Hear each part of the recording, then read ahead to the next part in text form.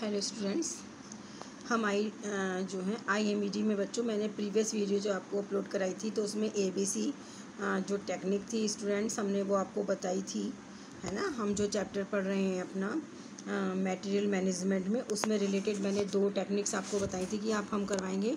तो ABC techniques तो मैंने स्टूडेंट्स आपको बता दी है। आज मैं आपको दूसरी बताने जा रही हूँ जो कि EOQ यानी कि इकोनॉमिक ऑर्डर क्वांटिटी टेक्निक्स बहुत इंपॉर्टेंट है। इन दोनों टेक्निक में से रिलेटेड क्वेश्चन आपको ज़रूर मिलेगा। मैंने आपको पहले भी बताया था। अब हम शुरू करते हैं स्टूडेंट्स कि ये क्या होती है कि एक फर्म अपने उत्पादन कार्य को निर्बाध यानी कि बिना रुके गति से चलाने के लिए अपने पास कच्चे माल का पर्याप्त मतलब स्टॉक रखती है।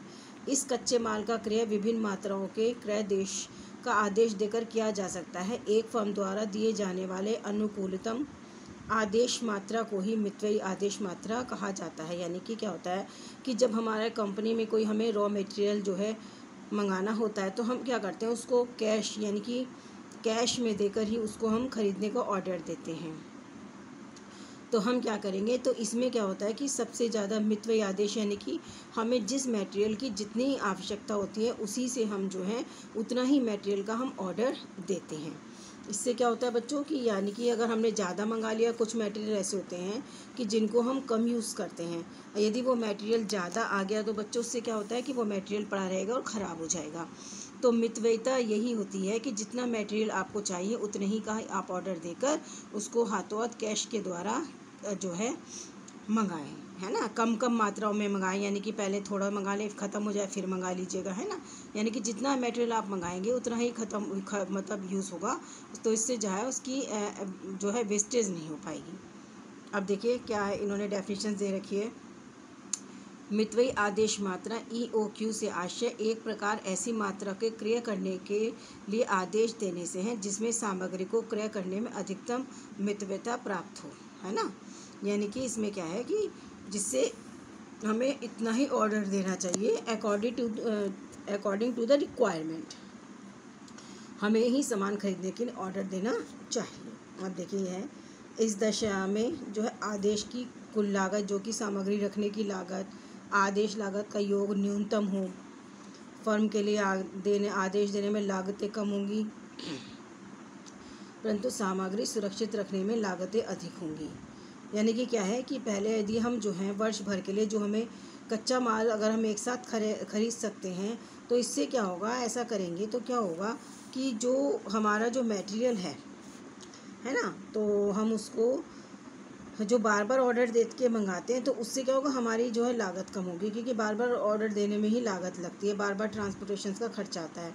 लेकिन वो उस चीज़ में सही नहीं रहता कि जिसकी मटेरियल की क्वालिटी आपके बारे में पता ही नहीं कि कितनी क्वांटिटी में वो खर्च होगा। लेकिन ऐसा मटेरियल बच्चों जो कि बहुत ज़्यादा यूज़ किया जाता है ना, अगर ऐसे मटेरियल को आप साल भर के लिए अगर उसको मंगा के स्टोर कर लें तो इससे क्या होगा कि बार बार ऑर्डर देकर उस सामान को मंगाने में जितना पैसा व्यय होता है, खर्च होता है, तो उससे क्या उसकी बचत हो जाएगी। तो हमें जो है हमेशा ही इकोनॉमिक ऑर्डर क्वांटिटी टेक्निक्स का पालन करना चाहिए। और इससे में क्या है कि हम स्टोर वगैरह होंगे तो उससे क्या होगा, हम जो है सामान को जो अपना स्टोर में गोदाम में सुरक्षित रख सकते हैं। उसका रख रखाव के जितने साधन होने चाहिए वो हमें देखना चाहिए, है ना। तो ये सब जो टेक्निक है बच्चों, देखो इस पूरे उसमें आपको ये दिखाई दे रही है टेक्निक जो हमने बताई है, वही आप इसको करेंगे। बहुत इंपॉर्टेंट है बच्चों EOQ टेक्निक भी और आपकी ये ABC टेक्निक। तो आज आपकी AE जो बताइए EOQ टेक्निक पूरा पैराग्राफ है, आप इसको अच्छी तरह से नोट कर लेंगे, लर्न कर लेंगे। दोनों ही टेक्निक इंपॉर्टेंट है, एक ना एक क्वेश्चन जरूर आएगा आपको।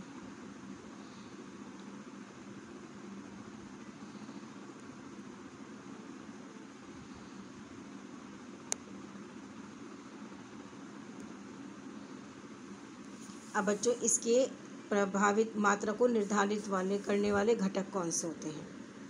इकाइयों में सामग्री का वार्षिक उपयोग, यानी कि सर्वप्रथम यह अनुमान लगाया जाता है कि संपूर्ण वर्ष में उत्पादन के लिए सामग्री की कितनी इकाइयों की आवश्यकता पड़ेगी, यानी कि कितना मटेरियल हम खर्च करेंगे। क्रय लागत प्रति आदेश देने की लागत, बाइंग कॉस्ट और cost of placing an order, यानी कि जो लागत आती है उसमें क्या उसे क्रय लागत या प्रति आदेश देने की लागत कहते हैं। यानी कि जो एक बार ऑर्डर देते हैं और जितना उस पर कुल खर्च होता है उसी को क्रय लागत या आदेश देने की लागत कहते हैं। इस मांग पत्र में तैयार करना और इसमें टेंडर आमंत्रित करना, टेंडर वगैरह के बारे में भी मैंने पहले आपको प्रीवियस उसमें पढ़ाया था। तो यानी कि एक वर्ष में जितनी अधिक बार कम मात्रा सामग्री के रूप के लिए आदेश दिए जाएंगे, प्रति लागत आदेश में कोई परिवर्तन नहीं होगा, परंतु पूरे वर्ष में कुल आदेश देने की लागत उतनी ही अधिक आएगी। इसके विपरीत स्थिति में कुल आदेश देने की लागत उतनी ही कम आएगी। अतः आदेश देने की लागत इस बात पर जोर देती है कि वर्ष की में सामग्री का क्रय करके आदेशों की संख्या कम होनी चाहिए तथा सामग्री अधिक मात्रा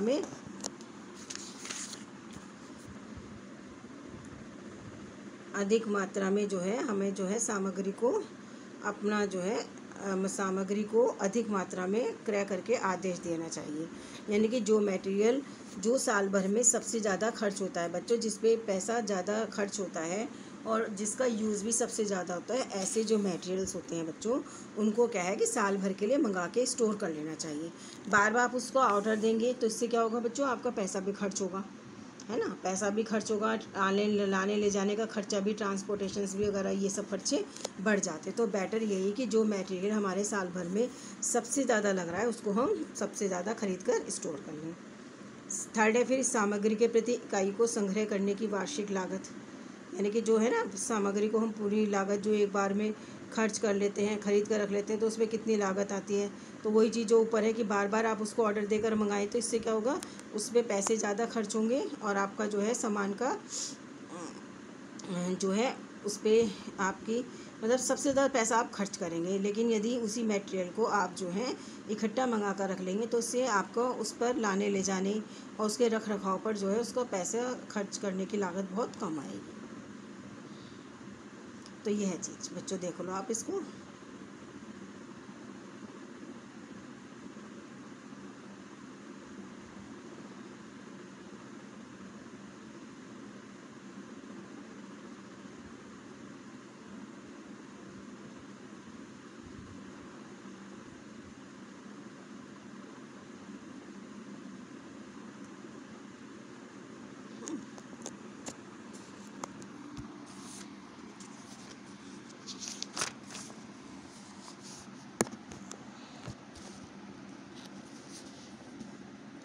मितव्ययी आदेश मात्रा कम या अधिक दर्शाएं के अनुसार सामग्री का आदेश है, परंतु व्यवहार में अनेक परिस्थितियां ऐसी उत्पन्न हो जाती हैं जिसके कारण उत्पादक मितव्ययी आदेश से कम या अधिक मात्रा में क्रय आदेश देना पड़ता है। लेकिन क्या है कि एक बार अगर हम साल भर में कुछ मटेरियल को खरीद नहीं सकते, लेकिन परिस्थिति ऐसी आ जाती है कि कब हमें वो जो है मटेरियल को है, क्योंकि यानी कि फाइनेंशियल प्रॉब्लम यदि आ गई है, यदि हमारे पास पैसे कम है तो हम क्या करेंगे, उसको फिर जितने हमारे पास फाइनेंशियली पैसे होंगे तो उसके हिसाब से हम बार बार सामान को मंगाना हमें पड़ सकता है। तो ये परिस्थितियाँ क्या होती हैं कि मौसम के अनुसार, यानी जो होता है सेकेंडरी, जो मौसम के अनुसार जो प्रॉब्लम्स आती हैं ना, कुछ मटेरियल ऐसे होते हैं बच्चे जो मौसम के अनुसार ही यूज़ किए जाते हैं और उसके बाद में फिर उनको हम नहीं यूज़ कर सकते।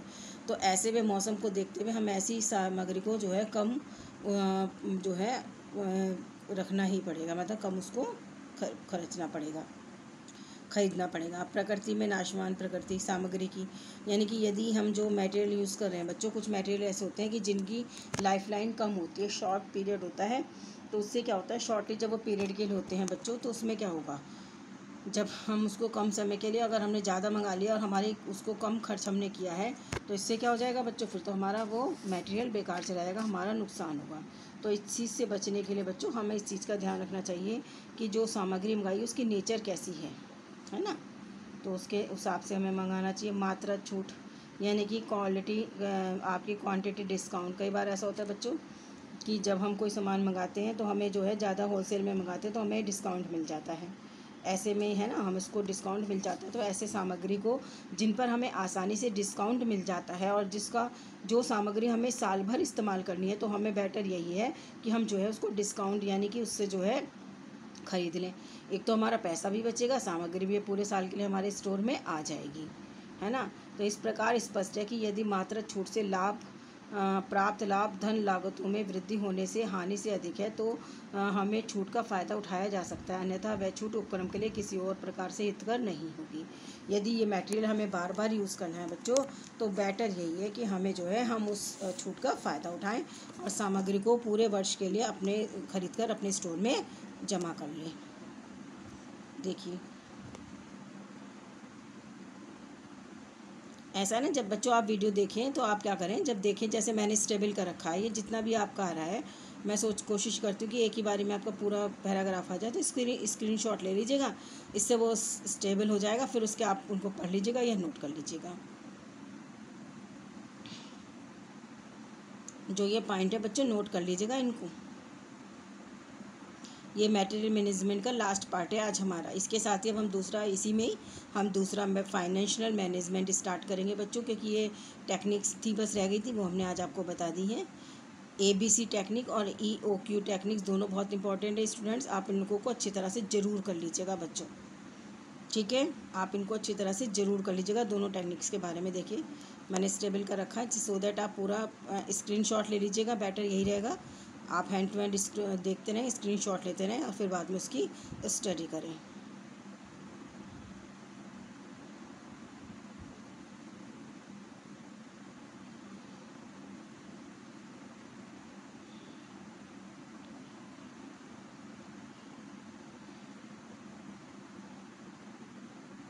हो गया बेटा। अब देखिए बच्चों, अब जैसे मैंने आपको बताया कि हमने जो है अब आपका मटेरियल मैनेजमेंट हमारा कंप्लीट हो गया है स्टूडेंट्स, मटेरियल मैनेजमेंट हमारा कंप्लीट हो गया है। अब हमारा जो नेक्स्ट आपका उसी चैप्टर में टॉपिक आता है वो आता है फाइनेंशियल मैनेजमेंट, वित्तीय प्रबंध, ठीक है। उसी के आगे हम स्टार्ट कर देते हैं वित्तीय प्रबंध यानी कि फाइनेंशियल मैनेजमेंट। अब आपको देखिए हम इसका पहले इंट्रोडक्शन आपको पढ़ाते हैं, इसका अर्थ पढ़ेंगे, महत्व, कार्य, और उसके बाद में इस चैप्टर में हम क्या कौन कौन से टॉपिक करेंगे बच्चों। देखिए हम ये करेंगे इस चैप्टर में, मैं आपको दिखा देती हूँ, जो मैं अभी क्वेश्चंस आपको कॉपी में से बताऊँगी। फाइनेंशियल मैनेजमेंट का अर्थ, महत्व, कार्य, उसके बाद जो बच्चों टैक्स होते हैं, income tax, sales tax, excise duty, custom duty, VAT, GST etcetera, हम इन टैक्स के बारे में इस चैप्टर में पढ़ेंगे, ठीक है। ये हमारा टॉपिक 3 हो गया स्टूडेंट्स, फाइनेंशियल मैनेजमेंट, अर्थ, महत्व, कार्य। फिर उसके बाद में हम ये टैक्स के बारे में पढ़ेंगे, income tax, sales tax, excise duty, custom duty, VAT, GST etcetera, ठीक है ना। अब हम पहले डेफिनेशंस पढ़ लेते हैं कि फाइनेंशियल, देखिए अब बच्चों उद्योग में सबसे पहले जो के लिए भविष्य में, यानी कि सबसे पहले हमें जो है कोई भी हम बिजनेस शुरू करें तो हमें सबसे पहले इसमें धन लागत की आवश्यकता होती है ना, यानी कि सबसे पहले हमें पूंजी की आवश्यकता पड़ती है, कैपिटल की आवश्यकता पड़ती है, जिसे पूंजी कैपिटल कहते हैं। जैसे उद्योग या व्यापार को प्रारंभ करने के लिए या चलते रहने के लिए, भविष्य में विकास के लिए प्रारंभिक आवश्यकता होती है, जिसे हम पूंजी यानी कि कैपिटल कहते हैं। यह पूंजी सदस्य या तो सदस्यों के द्वारा मिलजुल कर, है ना, या खुले बाजार से, या मिलजुल कर, या बाहर से आशय यानी कि शेयरों के द्वारा प्राप्त की जाती है, जब आप पार्टनर्स बना लेते हैं। पूंजी को बैंकों आदि से ऋण द्वारा भी प्राप्त किया जा सकता है ना, या बॉन्ड के द्वारा भी किया जा सकता है। इस पूंजी से मशीन, उपकरण, औजार, कच्चा माल खरीदा जा सकता है। विज्ञापन, कर्मचारी एवं वेतन तथा अनुसंधान में भी व्यय किया जा सकता है। इस प्रकार उद्योग के प्रारंभिक चरण में पूंजी को पूंजी निवेश और पूंजी में व्यवसाय को पूंजी निर्माण कहा जाता है, व्यवस्था को पूंजी व्यवस्था कहा जाता है, और इसे ही हम जो है वित्तीय प्रबंध यानी कि फाइनेंशियल मैनेजमेंट कहते हैं। यानी कि सबसे पहले हमने जो है पूंजी को बच्चों, सबसे पहले हमने पूंजी को आपको, यानी कि पूंजी हमने जो है लगाई, तो हमने उस पर उसको मशीनें, उपकरण और कच्चा माल खरीदा गया, सैलरी वगैरह डिसाइड की गई, और जितनी भी इकाइयाँ होती हैं सबके बारे में व्यवस्था करना, पूंजी की व्यवस्था करने को पूंजी निर्माण और उसके प्रबंध को फाइनेंशियल मैनेजमेंट कहते हैं। देख लीजिए।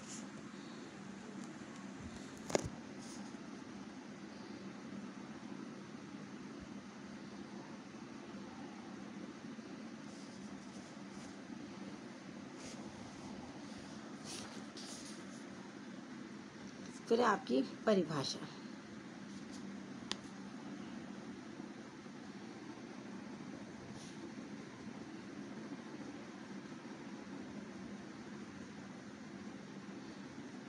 मुद्रा के रूप में धनराशि, भौतिक वस्तुएं, मशीनरी, भूमि, भवन आदि को पूंजी कहते हैं। साधारण तौर पर पूंजी के अंतर्गत वे सभी वस्तुएं आती हैं जिनका आवश्यकता किसी उद्योग को प्रारंभ करने के लिए होती है। इसी के द्वारा किसी उद्योग की साख का आंकलन किया जाता है। उपयुक्त पूंजी निवेश उद्योग को सार्वभौमिक स्नेहत प्रदान करने और वृद्धि की ओर अग्रसर करती है। ये इसकी परिभाषा हुई, डेफिनेशंस ऑफ कैपिटल। बच्चों आप कर लीजिएगा।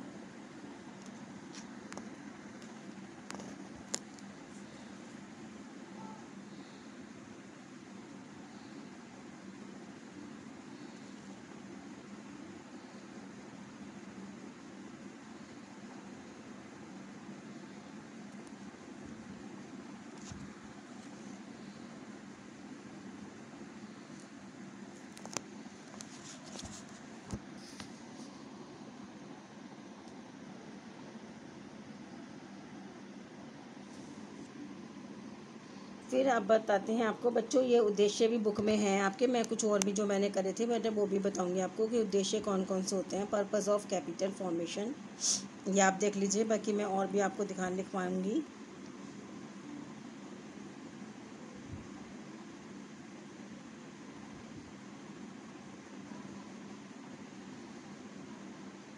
ये तो बुक है, मैं और जो आपको अलग से लिखवाऊंगी। बच्चों पूंजी के कितने प्रकार होते हैं? देखिए पूंजी दो प्रकार की होती है, स्थिर या अचल पूंजी, फिक्स्ड और ब्लॉक कैपिटल। और उसके बाद होती है कार्यशील या चल पूंजी, वर्किंग और करंट कैपिटल, है ना। दो प्रकार की होती है। एक तो पहली तो ये होती है स्थिर या अचल पूंजी, फिक्स्ड और ब्लॉक कैपिटल। मतलब पूंजी को यानी कि पैसे को इस लैंग्वेज में कैपिटल कहा जाता है। एक तो ये हो गई। दूसरी हो गई आपकी कार्यशील या चल पूंजी, वर्किंग और करंट कैपिटल। अचल पूंजी क्या होती है कि अचल पूंजी उद्योग के दूरगामी उद्देश्यों में निहित संपत्ति के अर्जन जैसे फर्नीचर, भवन, भूमि, मशीनरी आदि के रूप में लगाई जाती है, जो कि सॉलिड मटेरियल जो होता है। और वर्किंग कैपिटल जिसमें कच्चा माल, कर्मचारियों का वेतन, पदार्थ के भंडारण हेतु विज्ञापन, अनुरक्षण, परिवहन, विपणन। विपणन का मतलब होता है बाजार। इसके बारे में हम पढ़ेंगे बच्चों, मार्केट एंड सेल्स उसमें मैनेजमेंट में। विपणन का मतलब होता है बाजार, मार्केट। उत्पादन, औद्योगिक और उपयोगी दैनिक वस्तु के लिए खर्च किया गया धन चल पूंजी कहलाता है, यानी कि जो पैसा चलता फिरता रहता है। और एक पैसा सॉलिड वो हो गया कि जो सॉलिड के रूप में, मटेरियल के रूप में आपके पास है। आपने ज़मीन खरीद ली यानी कि वो आपका फिक्स्ड कैपिटल हो गई। और जो पूंजी चलती रहती है तो ये सब, और जो चलती रहती है उसको वो कहते हैं।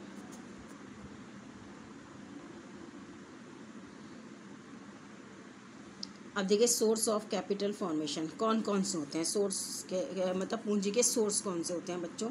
देखिए सबसे पहले उसके दो होते हैं, एक तो इंटरनल, एक एक्सटर्नल, है ना। इंटरनल और एक्सटर्नल, यानी कि इंटरनल कौन से होते हैं? जो कि प्रांतरिक होते हैं, आपके आंतरिक होते हैं।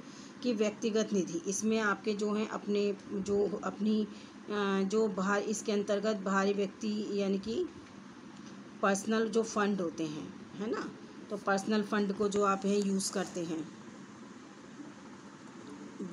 ब्याज पर पैसा आप ले लेते हैं वो। उसके बाद है आस्थगित करारोपण, आपके पास करों के नाम पर एकत्रित धन जमा करने की तिथि उससे पहले कुछ कार्य चलाए जा सकते हैं। अंशों की कमाई, यानी कि आपका जो शेयर्स हैं, है ना, कि शेयर्स का कुछ पैसा रोककर आप तब जो है काम चला सकते हैं। मूल्यह्रास का प्रावधान,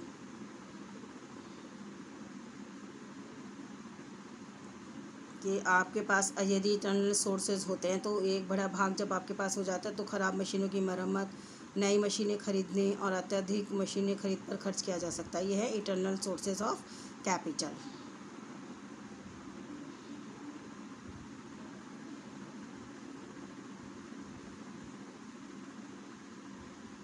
फिर आपके एक्सटर्नल, यानी कि आपके बाह्य स्रोत, यानी कि बचत, यानी कि जो आपकी सेविंग होती है, आपने सेविंग कर रखी है, तो वो जो सेविंग होती है उसको फिर आप जो है खर्च करें।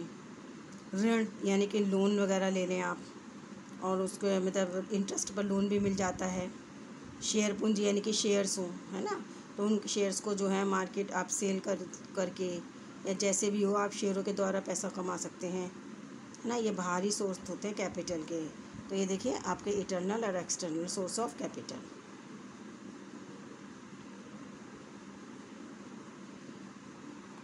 एक बार और दिखा देती हूँ।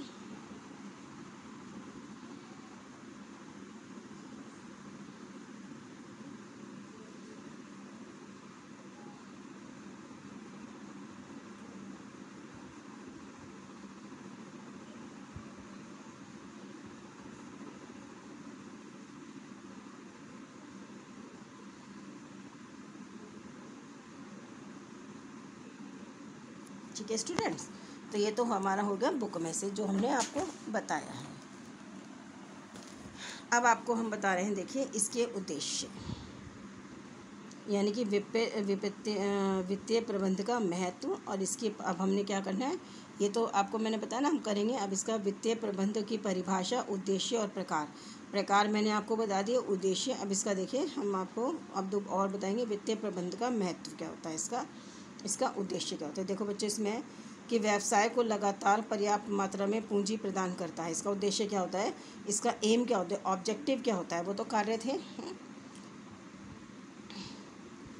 कि इसका वित्तीय फाइनेंशियल का क्या होता है कि सबसे लगातार जो है पैसा प्रोवाइड कराना कंपनीज को, निवेशकों को वापसी की उचित दर देने के लिए सुरक्षा लाभ के सिद्धांतों का पालन करते हुए पूंजी का उपयोग करना।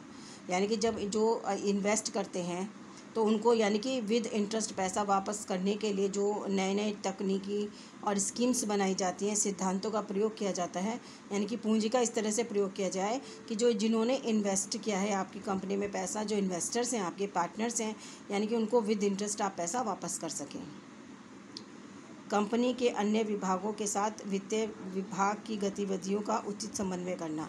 यानी कि देखो कोई भी चीज़ होती है उसके अलग अलग डिपार्टमेंट्स होते हैं, सभी डिपार्टमेंट्स का वित्तीय यानी कि फाइनेंशियल डिपार्टमेंट के साथ एक सामंजस्य बैठाना कि जैसा वित्तीय प्रबंध मतलब जैसे ही फाइनेंशियल डिपार्टमेंट वाले बताते हैं कि भाई कितना पैसा किस किस डिपार्टमेंट में कितना अमाउंट खर्च किया जाएगा, तो इन सब बातों को देखकर ही जो है बच्चों पैसा खर्च करना,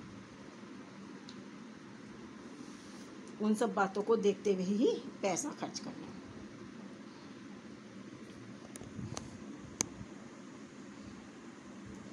वित्तीय प्रबंध सामान्य प्रबंध की एक शाखा है, ठीक है ना। ये सामान्य प्रबंध की एक इसी तरह का ही डिपार्टमेंट है। वित्तीय प्रबंध का सबसे अच्छा उद्देश्य पूरे उद्यम को वित्तीय सेवा प्रदान करना होता है। यानी कि जो फाइनेंशियल डिपार्टमेंट होता है सब उसका पूरा एम यही रहता है कि पूरे साल वो जो है उसको वो अपने जो है सेवाएं प्रदान करता रहे। यानी कि कोई भी प्रोजेक्ट होता है या कोई भी कंपनी फैक्ट्री जो होती है वो पैसे के कारण रुक ना सके, मतलब पैसे के कारण कोई काम रुके ना। तो उसका सबसे बड़ा एक जिम्मेदारी यही होती है कि वो जो है इस तरह से मैनेजमेंट करे, फाइनेंशियल मैनेजमेंट को इस तरह से रखे कि कभी भी पैसों के कारण कोई भी काम ना रुके। देखिए बच्चों और भी हैं, ये मैंने आपको नोट्स तैयार कर रखे हैं आपके लिए बच्चों।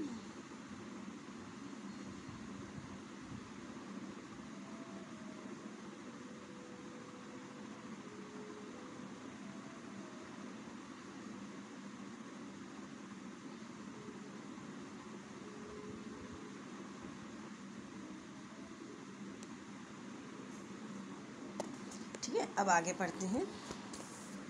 अब नेक्स्ट है उसका,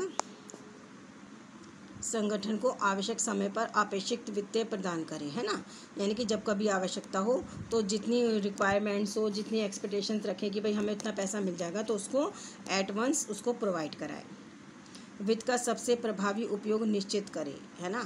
यानी कि इस पैसा कहाँ यूज़ किया जा रहा है, कहाँ हम उसको मतलब उसका प्रयोग में ला रहे हैं, तो इस बात का वो ध्यान करें। प्रभावी ढंग से भाग ले और कोऑपरेटिव के सामान्य उद्देश्य तक पहुंचने का योगदान करें। यानी कि सब जो है कोऑपरेटिव करें, सबके साथ कोऑपरेट करें, है ना। कोऑपरेटिव का मतलब क्या कि सबके साथ वो कोऑपरेट करें, हर डिपार्टमेंट के साथ समन्वय बनाकर रखें। ये देखिए बच्चों, हो गए आपके, ये जो मैंने आपको पहले भी दिखाया, ये हो गए आपके वित्तीय प्रबंध का उद्देश्य, वित्तीय प्रबंध का उद्देश्य।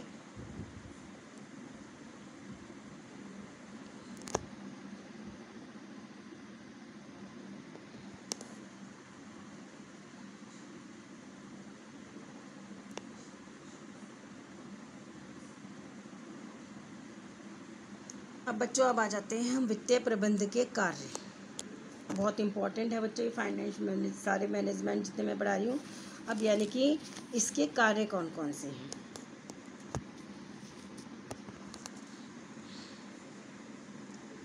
यानी कि कार्य, निधि का पोलिंग, यानी कि लोगों की बचत से व्यापार संगठनों में लगाई जाती है और इससे उत्पादन वृद्धि के साथ साथ बेहतर सामान निर्मित होते हैं जो लोगों के जीवन का स्तर बढ़ाता है। बच्चों, ये मैंने इसलिए तैयार करा है, मैं आपको पहले ही बता देती हूँ कि जो टॉपिक, एक बुक है मेरे पास, केवल बच्चों यही एक बुक है मेरे पास, और VK शर्मा की, और जितने टॉपिक बच्चों मिल जाते हैं मैं इसमें से आपको पढ़ा लेती हूँ। जो टॉपिक नहीं मिलते हैं तो बच्चों मैं गूगल पे सर्च करके फिर ये इन्हीं ऐसे ही जैसे मैंने आपको ये बता रखे इसी ऐसे ही मैं नोट्स तैयार करके आप लोगों को देती हूँ, है ना, करवाती हूँ। तो ये उसी से मैंने सर्च किया। अगर आप भी इस तरह से गूगल पे सर्च करेंगे फाइनेंशियल वो फंक्शंस ऑफ फाइनेंशियल मैनेजमेंट, तो आपको यही मिलेंगे। तो आप उनको और डिटेल से पढ़ लीजिएगा, बाकी मैंने लिखे रखे हैं। कि निधि की पूलिंग का मतलब क्या होता है कि लोगों की जो बजट होती है, यानी कि जो लोग जमा कराते हैं उनकी जो पैसा होता है व्यापार संगठनों में लगाया जाता है, और इससे क्या होता है कि उत्पादन जो होता है वो भी बेहतर होता है। इससे एक अच्छा तरह का प्रोडक्ट बनेगा, अच्छी प्रोडक्टिविटी होगी तो लोगों का जीवन भी बढ़ता है। पूंजी निर्माण, बैंक, परिवारों व विभिन्न वित्तीय संसाधनों के द्वारा, है ना, संस्थानों के द्वारा जो माध्यम से उपलब्ध कराए जाते हैं। कि जो बैंक होता है, फैमिली की जो FDs होती हैं, उनकी जो पॉलिसीज़ होती हैं, उनकी जो है ना, वो सब उनको क्या करते हैं, उनके माध्यम से उपलब्ध कराए जाते हैं। वे बचत एकत्रित करते हैं और जो पूंजी निर्माण की ओर जाता है, यानी कि सारे पैसों को इकट्ठा करके फिर उसको जो है सारे पैसों को इकट्ठा करके उसको फिर जो है उसको, यानी कि पैसे से पैसा बनाया जाता है। सबसे बड़ी बात है, पैसे से पैसा बनाया जाता है। मतलब लोगों का पैसा इकट्ठा करके पैसे का निर्माण किया और फिर लोगों को विद इंटरेस्ट दे दिया। भुगतान सुविधा, यानी कि भुगतान सुविधा उपलब्ध कराती है। Cheque, credit card, debit card, है ना, ये सब चेक मतलब और ड्राफ्ट के द्वारा, यानी कि पैसों का भुगतान करना, है ना। जो पैसा आप लोगों ने, मान लीजिए आपको पैसा, पॉलिसीज़ किसी की कंप्लीट हो जाती है तो आपको पैसा वापस करना है, तो इन सब के द्वारा आप जो है पैसा वापस करते हैं। तरलता प्रदान करना, तरलता का मतलब होता है नकद में परिवर्तित करना, है ना। यानी कि जो आपके शेयर्स होते हैं बड़े बड़े, जो जैसे कि शेयर जिसके पास ज़्यादा होते हैं वो ज़्यादा अमीर होता है, जो कुछ है, तो वो शेयर्स को यानी कि पैसों में कंप्लीट, मतलब उसको चेंज करना, तरलता प्रदान करता है शेयर्स में कंप्लीट, जो उसको शेयर्स को पैसों में, कैश में चेंज करना है, उसको कन्वर्ट करता है। लघु व दीर्घकालीन आवश्यकताएं, बाजार को अलग अलग जगह, बाजार से जो है, यानी कि बाजार से अलग अलग भागों से, व्यक्तियों से पैसा, संगठन या व्यापार के द्वारा पैसे को इकट्ठा करना और बड़ी लंबी योजनाओं में या छोटी छोटी स्कीम्स में उन पैसे को लगाना। जोखिम जोखिम समारोह बच्चों वही हुआ कि जैसे जीवन के में स्वास्थ्य, जीवन के आय व्यय के खिलाफ सुरक्षा, यानी कि किसी को कोई नुकसान ना हो, इंश्योरेंस है तो पैसा मिल जाता है। मान लीजिए कोई किसी की हाउस है, आग लग जाए, फैक्ट्री में आग लग जाए, कुछ है, तो इंश्योरेंस जो कराए जाते हैं, और जो हर एक किसी का जो इंश्योरेंस होता है तो फिर यानी कि उससे क्या होता है, उनके जो है उनको पैसा मिल जाता है। बेहतर निर्णय, विभिन्न कंपनियों की जानकारी प्रदान करना और चुनना, यानी कि जो बेहतर ऐसी ऐसी कंपनियां होती हैं जो प्रॉफिटेबल होती हैं, तो उनसे इंफॉर्मेशन कलेक्ट करना और उसका यूज़ करना।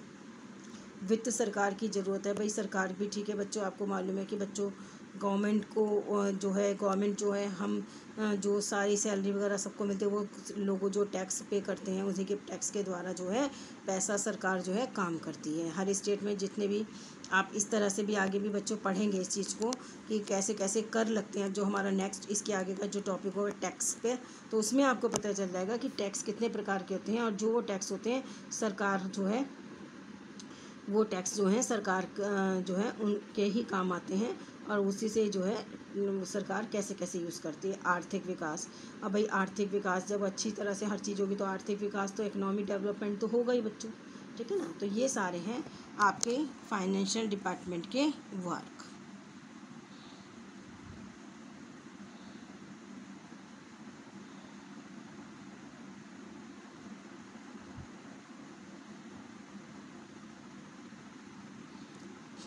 ठीक है बच्चों, आपने ये देखा। तो मैंने आज आपको जो है EOQ टेक्निक समझाई है, फाइनेंशियल मैनेजमेंट का अर्थ और इसके इम्पोर्टेंस है ना, और आपका इसका जो है उद्देश्य और कार्य है ना, ये सब मैंने प्रकार जो है हम आपको सब समझा दिए। अब जो नेक्स्ट हमारी वीडियो होगी वो होगी करों पर, यानी टैक्स पर, यानी कि कौन कौन से टैक्स होते हैं जिनके बारे में मैंने आपको बताया था। अब नेक्स्ट वीडियो हम उसके बारे में अपलोड करेंगे। तो आप लोग इन सबको अच्छी तरह से देख लीजिएगा और इनको नोट्स के रूप में आप तैयार कर लीजिएगा। Till then stay home, stay safe.